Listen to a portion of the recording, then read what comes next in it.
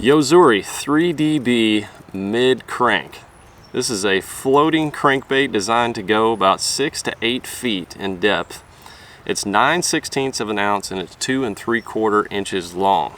A really neat thing about this bait is this prism layer that's inside of the bait. So you get that nice flash in the water, especially if you're fishing clear water.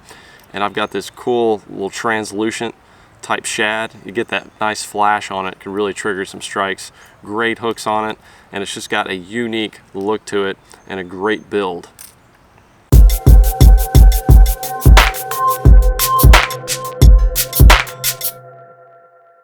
In terms of gear, 10 to 12 pound fluorocarbon or copolymer line is going to be great.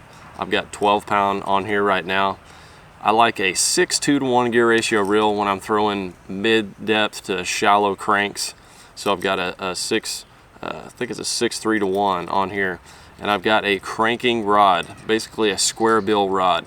And it's a 7-foot medium action composite rod, which means it's a glass and graphite mixture. So it's perfect for throwing these little mid-depth crankbaits, getting long distance on a cast, and then allowing that bait to rebound and then having some give when the fish hooks up on it when they come up to jump, because that's the first thing they do when they get a crankbait in their mouth.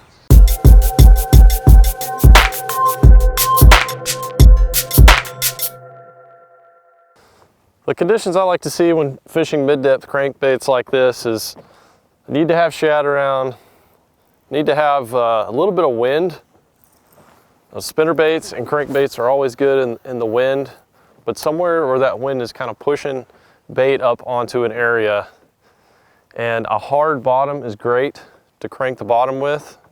It's not going to have as good of a cover rebound like a square bill. You can still fish it around some cover. But having those shad around, having that the right conditions with the wind and maybe a little overcast as well, those make for really good mid-depth crankbait conditions.